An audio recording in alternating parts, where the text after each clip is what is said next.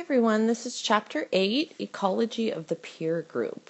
So in the past few weeks we talked about school, we talked about teachers this last week, and now we're going to focus on the peers. Okay, so again, we're always focusing on socialization, right? How are we being socialized? How are children being socialized? So we focused, primarily on all these different categories, and today it'll be peers. So, who's considered a peer? Individuals who are of approximately the same gender, age, and social status, and who share interests. Those are considered your peers. Again, people within usually your same class and things like that are considered your peers. I'm not saying friends, but peers, people who are very similar to you, developing at the same time. Now, peers satisfy belonging needs. Again, many times we get all that what we need at home, of feeling part of a family or part of a group, but many times we don't all have that. So peers can give that sense of belonging.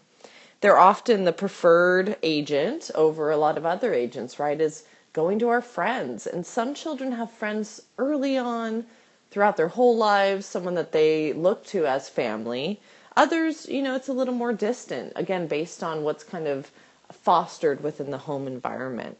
But your peers will influence your social development, your cognitive development, and your psychological development, and, psychosocial. So who we hang out with really plays a role in who we become. So here's some interactions. So in infancy and toddlerhood, we're aware of peers. And we start to understand that relationships are two-way, reciprocal, right? So if we want to have a friend, we have to share. We have to give, and it's a give and take relationship. Early childhood, the parents are facilitating peer interactions, right? By having play dates and, different functions. And the children will start to play alone and in groups.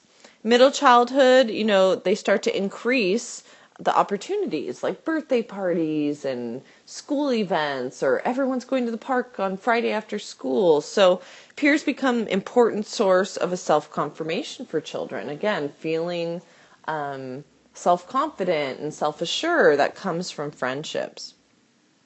In adolescence, we have a growth of relationships and closeness, and peer activities escalate. Again, depending on how much we're allowed to do things by our parents and things like that, those influence our peer interactions. So influencing one's sense of belonging. So attachment, parenting style, parent involvement, and relationships. So again, in infancy and toddlerhood, we develop attachment in the first 2 years of life. And again, that shows us our initial state of belonging.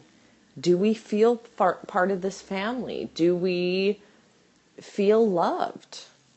Then in early childhood, we start to look at what type of parents we have. Are they authoritative, authoritarian? Are they permissive? Are they uninvolved? Well, again, how involved they are, how accepting they are, may, contribute to a child's sense of belonging. How involved are they in middle childhood? This is a chance where we kind of take a little step back, but they still need to be checked in on homework and how they're doing on a daily basis. And then again, in adolescence, we have relationships. We're starting to develop our adult type relationships. So again, how we go through that contributes to how we feel and how we feel we belong with others. Now, attachment, we've talked a little bit about, but it's forming a bond or relationship. Again, it occurs in the first 2 years of life, and that's what Bowlby's contribution, John Bowlby, he focused on those phases of developing attachment. But then Ainsworth came around, and she wanted to look at the different types. So she saw secure and she saw insecure. So with secure attachment, those children see their caregiver as a secure base, meaning they'll feel comfortable to explore their surroundings as long as they can go back to that parent when they feel like they need some support. So you go to a park for the first time when a child's maybe 2 years old. he's probably going to stay nearby and kind of venture out, but constantly be looking for mom or dad or whoever the caregiver is to make sure they're still there if they need him. Now, fast forward 3 years later, the child's been going there for 3 years. He's now 5 years old. He's going to show up at the park and take off and knows what he's doing because he knows mom sits on the bench and I can go to her if I need her. So that's the concept of secure base. Again, they're going to explore their surroundings if they have that person there that is like a security item for them, if they feel like they can go to them if they need anything. Insecurely attached children do not see their caregiver as a secure base. They feel, their parents are inconsistent, insensitive, passive, abusive. Well, that leads to children feeling insecure.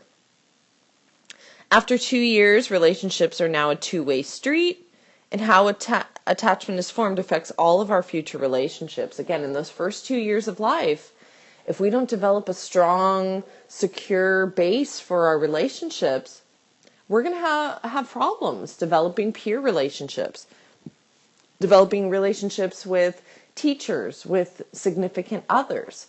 It's constantly going to be something that affects us.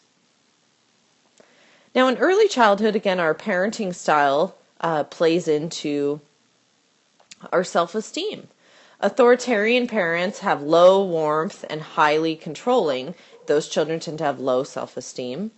Permissive parents are highly warm and have a low amount of control, and those children have unrealistically high self-esteem. Again, they feel like they can do anything because their parents have constantly been allowing them to have that type of feeling. Authoritative parents are highly warm and highly controlling, and those children actually have a high level of self-esteem, a normal, attained level of self-esteem. Sorry, that's cut off there. So parent involvement, again, in middle childhood, do they encourage peer relationships? I'll kind of share of my own parents, but especially my stepfather. He was not very encouraging of being involved in other things besides the family. And he was very controlling. And again, that led to me not having a lot of friendships because of my parents saying, no, you're home. No, you do everything with the family. So that made it a little bit more difficult for me to form, strong relationships with friends. So our parents do play a big part in that. Do they organize peer groups? Do they sign us up for things like sports? Do they offer advice and guidance? Do they get to know other children, that we're growing up with and try to know their families so that you can have those people that you can go to their homes and your parents feel comfortable? And do they encourage communication? Again, in my household, with my mother, communication was encouraged, but not with my stepfather.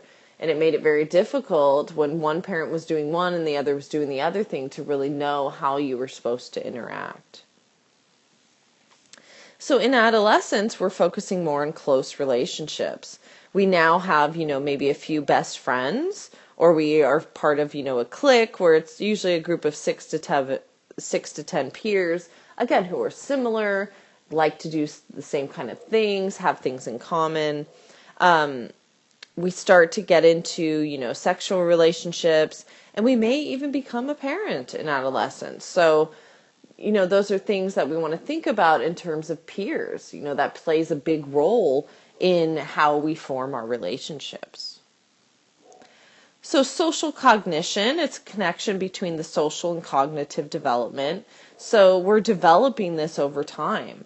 Piaget's theory, Vygotsky's theory, they both concentrate on how we develop cognitive development.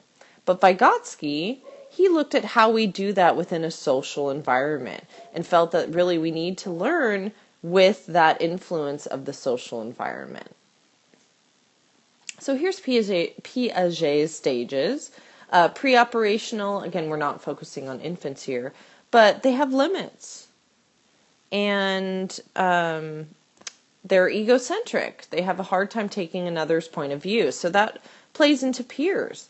Many times they will get into arguments and things like that because they can't really understand what the other person is trying to say.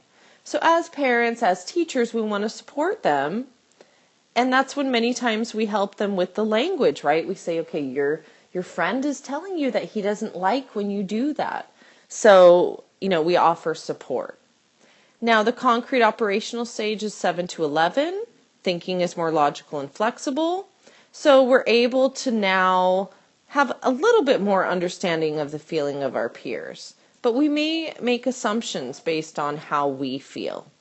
Now, formal operations, we think more abstractly, but we do believe that everyone is thinking about us. So in adolescence, we actually go back to being egocentric. They call it adolescent egocentrism, where we feel like everybody is concentrating on us and everybody's consumed with what we're doing.